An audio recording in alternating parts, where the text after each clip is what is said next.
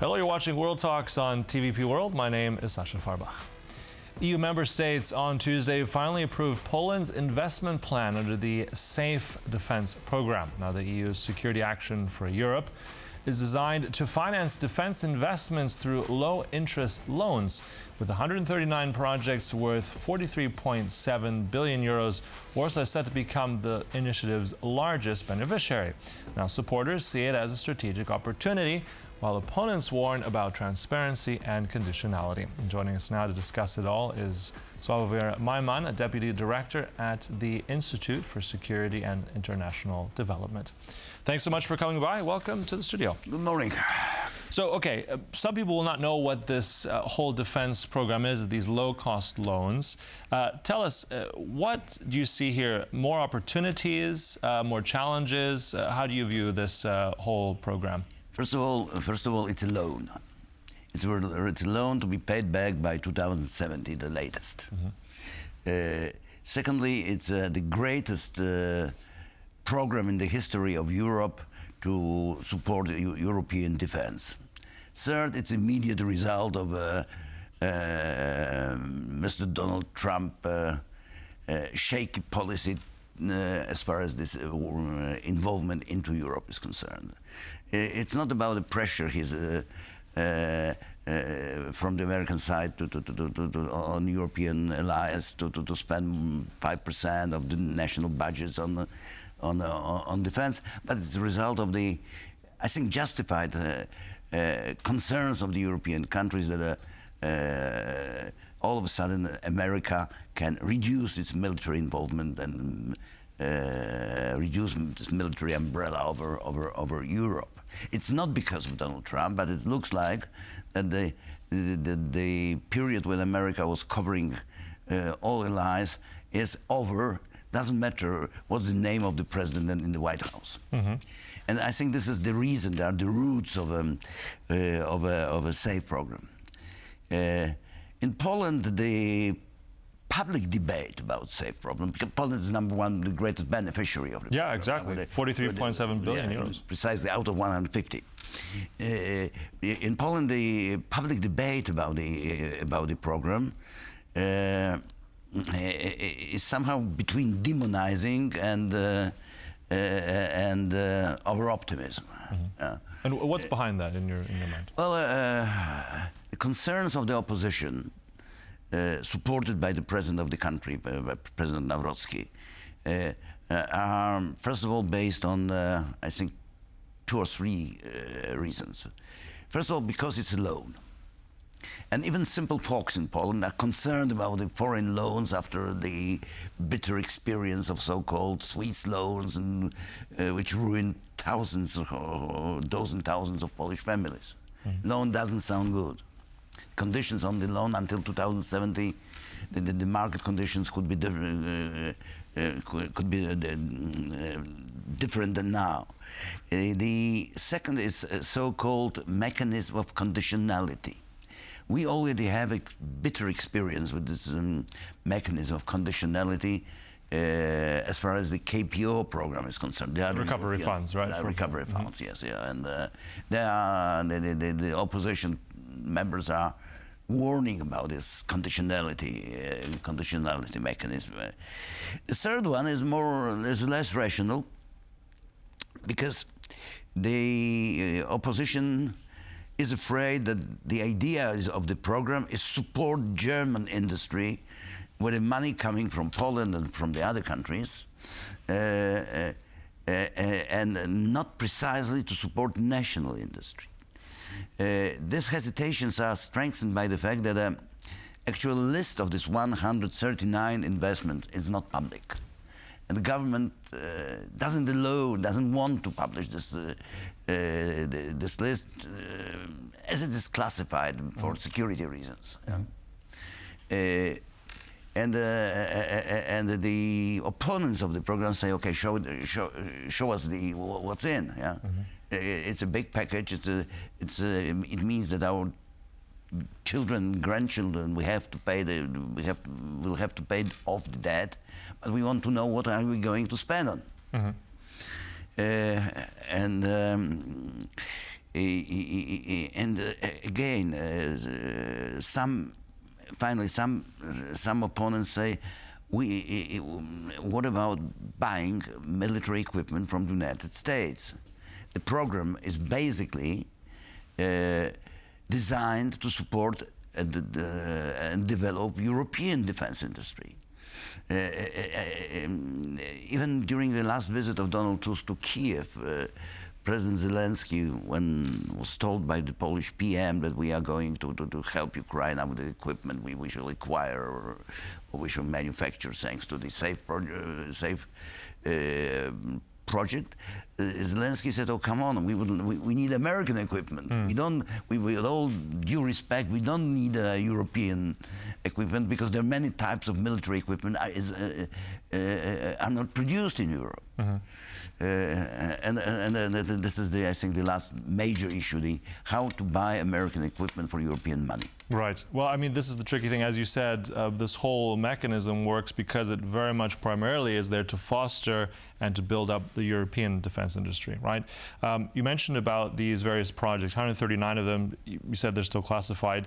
However, it is said that 80%, the government said all of this will be actually spent in Poland, this 80% of this funds. I mean, there's already a defense industry in Poland. I mean, we produce various howitzers, you have different personnel carriers, etc. But in terms of the comparison, even with, if we take France, if we take other countries, Italy and Germany, those defense industries are larger. Now, with these loans, as you've said, what about that argument? Will this realistically make Poland, in your mind, one of those that can punch above its weight? Will that defense industry flourish because of this now? Will it become a large exporter of weapons, or is that still a pipe dream? Is it too soon to tell? What's your mind there?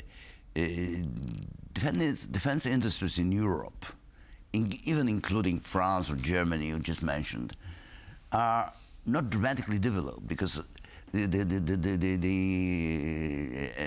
period between at least 91 until now, Europe didn't see any reason to develop defense industries, having at their disposal all powerful American defense industry. In the case of Poland is very particular because actually we didn't invest into industries. All money, and we spent a lot of money without SAFE program on defense, but the bulk of this money were for imports, not for local manufacturing.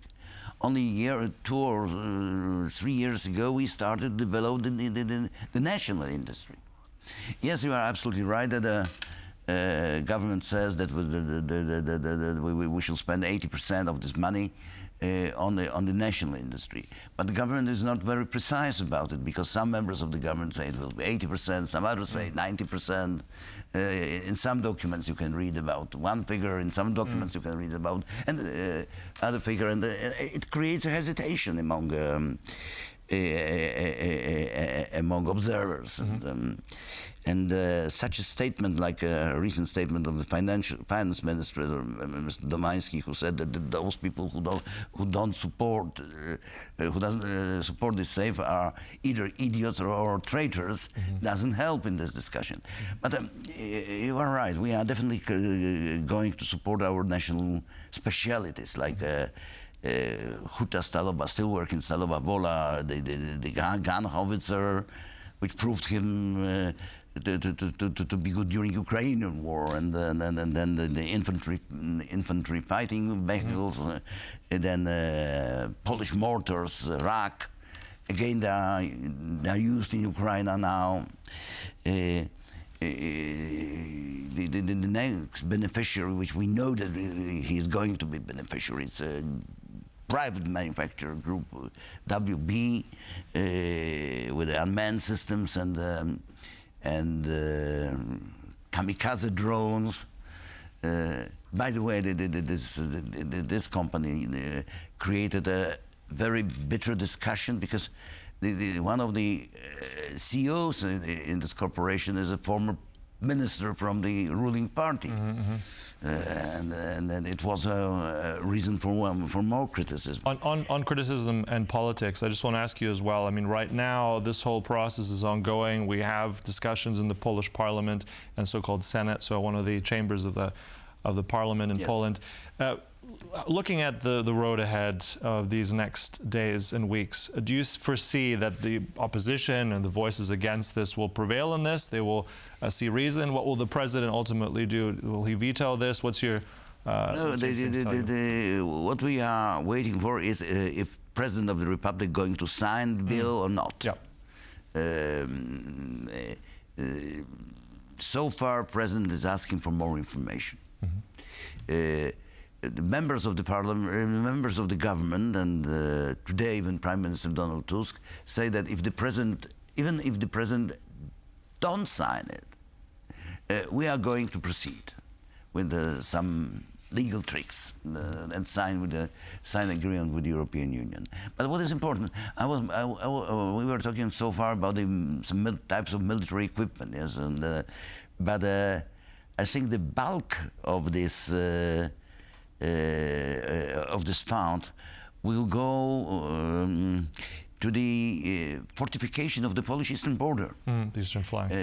Over what we can hear in the lobbies, that's about 30% of the projects are for fortification of our border with Russia, with Belarus, and Ukraine. And this also includes police forces as well, and various. It includes police forces. It includes border police. And includes Polish railways. Quite a lot of money is to be assigned for the Polish railways and increasing its strategic abilities in case of mobilization.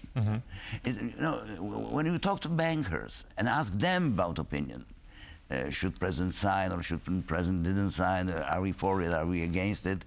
The answer is very simple. In this country, we get no money to develop defense in a proper way. And that's it.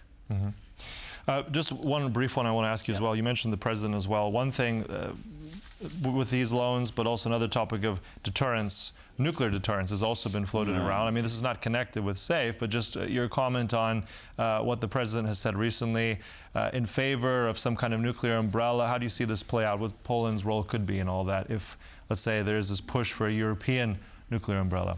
You know, the President Nawrocki's statement a couple of days ago was perceived in many countries as a declaration that Poland wants to be a nuclear power. But what exactly President Nawrocki said? He said that building a national nuclear potential could be a direction. It was not a declaration. Actually, President of Poland doesn't have such competences. It's not a declaration. We start with the Polish nuclear program, not at all. But anyway, what President said at least sparked international and national debate. Some people say, oh, it's out of question. There is 25 reasons why we cannot be a nuclear power, starting from money to the legal issues. We are part of the NPT, non-proliferation agreement. Finishing with the people who say, not just in Poland, but in the States as well, who say, Polish nuclear bomb, why not? And saying that we shouldn't start the nuclear problem is pathetic minimalism. As you said, though... But being realistic, it's not a program. It's a radical political strategy. Okay. Well, it's certainly going to spark more debate, as it already has, and we'll be sure to cover it as it goes. But look, thanks for all those topics, sharing your insights here, coming to the studio and joining us here. Sławomir Majman, much appreciated. Thank you. Have a nice day. Thank you. And thank you for watching. That concludes World Talks, but stay right here on TVP World for more. Goodbye.